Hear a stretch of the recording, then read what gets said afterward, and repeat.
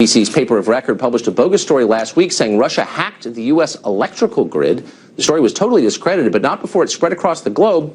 Investigative journalist Greenwald has been spanking the Post like the bad little paper it is. Mr. Greenwald joins us from Rio de Janeiro tonight. Glenn, thanks a lot for coming on. So what exactly did the Post write that was untrue?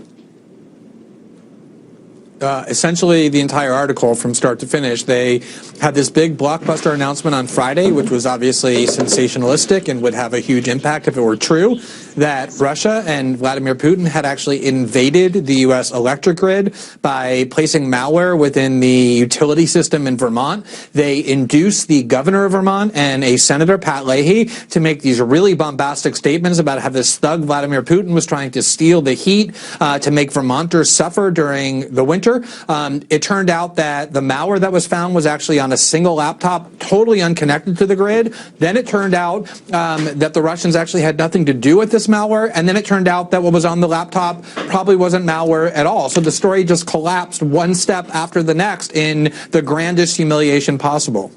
Boy, that's really embarrassing. I bet they must have ran a front page correction and the editor, Marty Barron, must have gone on TV to apologize. Is that what happened? The amazing thing is, if this were just a one-time case, you could say, well, sometimes media outlets make mistakes. But this is the second huge debacle that they've had in the last 6 weeks. Just 6 weeks ago, they ran this huge story that Russia, through this fake news operation, had exposed 200 million people to Russian propaganda.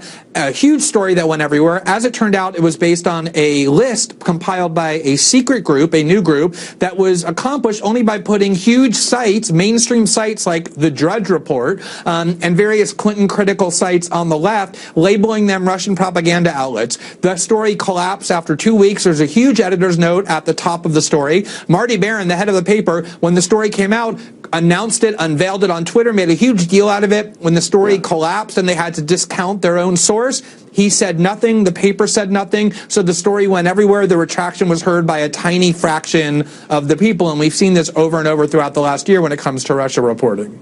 Interesting. And you've also seen anybody who raises questions about it denounced as a tool of the Kremlin. Now, just to be clear for our viewers who don't know your background or mine, we have very different politics and have for our adult lives.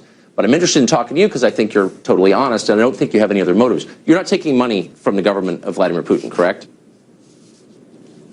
Notwithstanding the fact that I've been accused by that of people like Howard Dean, the former head of the DNC, that is absolutely correct. I am not. And in fact, you just heard the report that came out today was just another set of repackaged conclusions from the Intelligence Committee, which may or may not be true, that, again, were completely unaccompanied by evidence. And when you simply point that out, that the intelligence community keeps just repeating itself over and over, its assertions, without providing evidence that can be evaluated whether or not it's true, that subjects you to claims that you must love Vladimir Putin, that you're probably working for the Kremlin, when in fact it's just the basic kind of skepticism that all journalists should be exercising.